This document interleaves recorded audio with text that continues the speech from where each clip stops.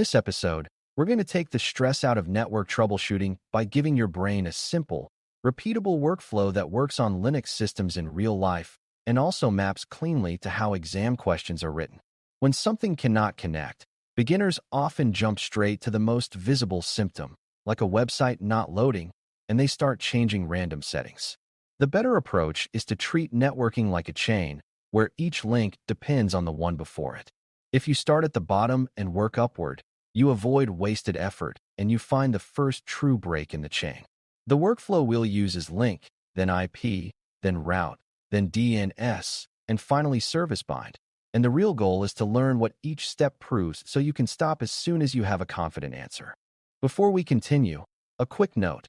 This audio course is a companion to our course companion books. The first book is about the exam and provides detailed information on how to pass it best. The second book is a Kindle-only ebook that contains 1,000 flashcards that can be used on your mobile device or Kindle. Check them both out at cyberauthor.me in the Bare Metal Study Guide series. The link step is about whether the system is physically and logically connected at the lowest layer that matters to you. On a wired network, that starts with the idea that a cable, a port, and a switch have to agree that a connection exists, and the system needs to see that connection is up. On a wireless network, it means the wireless adapter is enabled, associated with the right access point, and not blocked by something simple like airplane mode or a disabled interface. The reason this step comes first is that everything else depends on it, because you cannot send IP traffic if there is no usable link to carry frames. Many exam scenarios hide a link problem behind higher-level symptoms, so your brain needs the habit of checking the simplest possibility first. Mentally, link means the interface is up, the connection exists, and the system believes it can transmit and receive on that interface. Once link is good, the next step is IP, meaning the machine needs an Internet Protocol, IP, identity that fits the network it is attached to. That identity includes an address, a subnet mask or prefix length, and usually some concept of whether the address is static or obtained automatically. If the system has no address, has an address in the wrong range, or has an address that conflicts with another device, you can see behavior that feels random and frustrating. A key beginner mistake is to assume that because an interface is up, it must have a correct address, but Linux can have a perfectly healthy link while still lacking a usable IP configuration.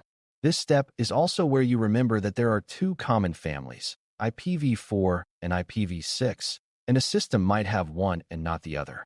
When exam questions hint that local connectivity is broken even though the cable looks fine, a missing or incorrect IP address is often the first real failure.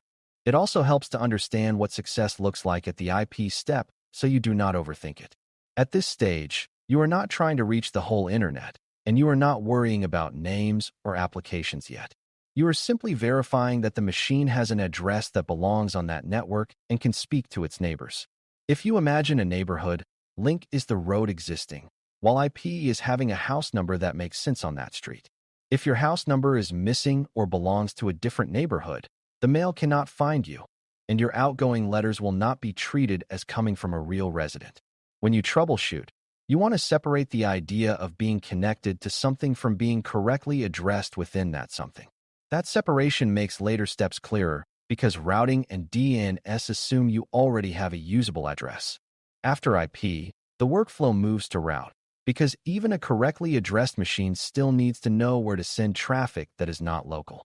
Routing is the set of rules that tell the system which next hop to use to reach a destination network. And for most everyday systems, the most important route is the default route. The default route is the system's choice for where to send traffic when it does not have a more specific match, which is typically the path toward a router or gateway. Beginners sometimes think of the network as a single flat space, but routing is what lets your machine talk beyond its immediate subnet. If your IP address is correct, but you cannot reach anything outside your local network, the default route is a prime suspect. This step is also where a lot of exam questions live, because it tests whether you understand the difference between local delivery and forwarding traffic toward another network. To keep routing straight in your head, it helps to define what problems belong to routing and what problems do not. If you can talk to devices on the same subnet but not beyond it, routing is likely involved, because local traffic does not need a gateway, but remote traffic does. If you cannot even talk to a neighbor on the same subnet, the issue is more likely link or IP configuration, because routing usually is not used for on-link communication. Another common confusion is mixing up routing with DNS, because both can cause a website not to load, but they fail in different ways. Routing is about reaching a destination IP address at all, while DNS is about finding out what IP address belongs to a name. When you follow the workflow, you will not mix them, because you will prove reachability first, then worry about names. Now we reach DNS, which stands for Domain Name System, DNS, and this step is all about translation. Humans use names because they are memorable, but networks deliver traffic based on numeric addresses, so something has to translate a name into an IP address. When DNS is broken, it creates one of the most misleading failure feelings, because many people interpret it as the internet being down.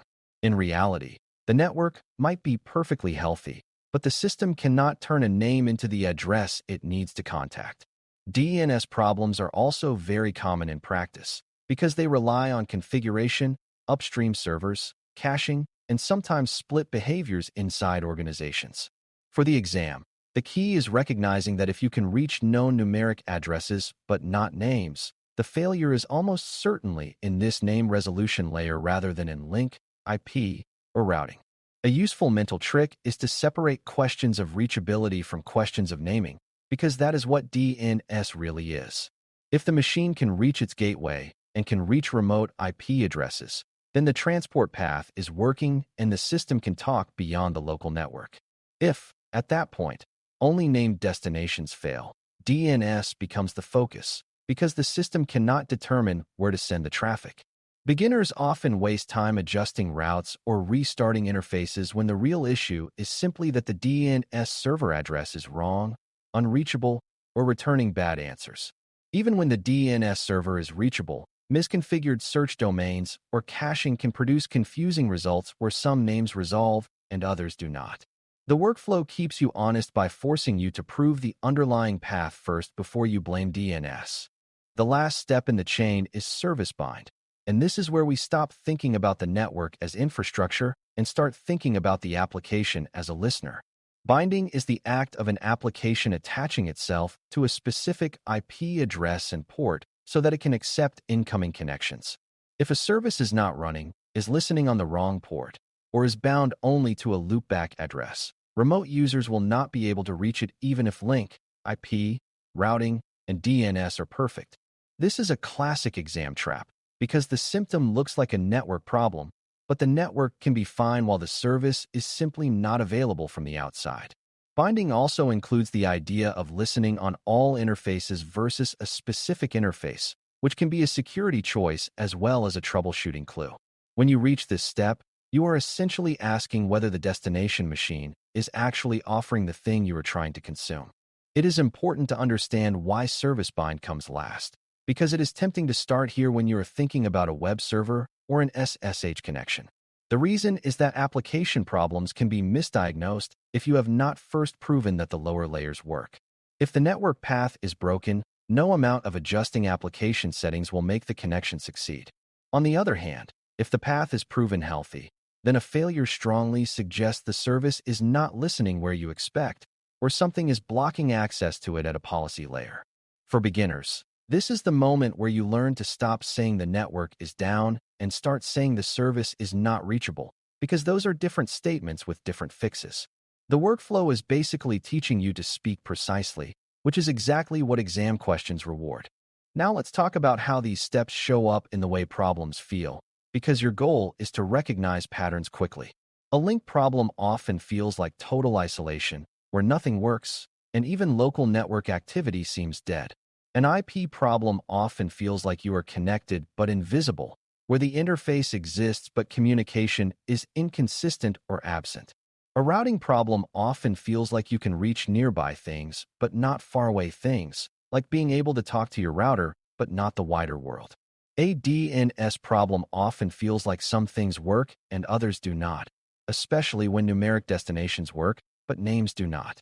A binding problem often feels like one specific service fails while other network activity is normal, which is a huge clue that the network path is fine and the issue lives at the application boundary. The workflow is also useful because it helps you avoid a very common misconception, the idea that there is one single cause called network down. In Linux, networking is a stack of cooperating pieces, and each piece can fail independently. Your interface can be up while addressing is wrong. Your addressing can be right while the gateway is missing. Your gateway can exist while name resolution is broken, and name resolution can work while a service is not listening. If you do not have an order, you end up bouncing between layers and confusing yourself. If you do have an order, you ask a small number of clear questions, and each answer eliminates a whole category of causes. This is why the chain model is so powerful for beginners, because it replaces anxiety with sequence. Another practical benefit of this sequence is that it teaches you what not to change too early. When people panic, they restart network services, flush caches, and change addresses without understanding what is broken, which can destroy evidence and add new variables. A good troubleshooting workflow is as much about preserving clarity as it is about finding the fix. By checking link first, you avoid misreading higher-level errors that are simply side effects. By confirming IP before routing, you avoid trying to solve a forwarding problem on a host that is not even correctly addressed. By confirming routing before DNS, you avoid blaming name resolution when the system cannot reach the DNS server anyway. By saving service bind for last, you avoid adjusting applications when the real issue is path reachability. It is also worth noticing how this chain helps you reason about direction, because network failures can be one-way or asymmetric. If a client cannot reach a server, the problem might be on the client side, the server side, or somewhere in between, and the chain gives you a way to decide which side to examine next. Link and IP are often local issues on a specific host, while routing and DNS can involve shared infrastructure. Binding is almost always a property of the destination host and the service itself. When you think in this structured way, you can explain your reasoning even if you are not sure of the exact fix yet, which is another skill exams like to test. The chain becomes a language for describing what you know and what you still need to prove. By the time you finish practicing this workflow mentally, you should feel like network troubleshooting is less like a dark art and more like a simple process of elimination. Link tells you whether the path can carry traffic at all. IP tells you whether the host has a usable identity. Routing tells you whether the host knows where to send non-local traffic. DNS tells you whether names can be translated into destinations, and service bind tells you whether the application is actually available to accept connections. This order is not arbitrary, because each step depends on the one before it, and that dependency is exactly what makes the workflow reliable. When you use it consistently, you stop hopping around based on hunches, and you start finding the first real break in the chain. That is the difference between guessing and troubleshooting. And it is also the difference between memorizing facts and understanding how Linux networking actually works. Thanks for listening. For more audio courses, daily newsletters, and more, please visit baremetalcyber.com.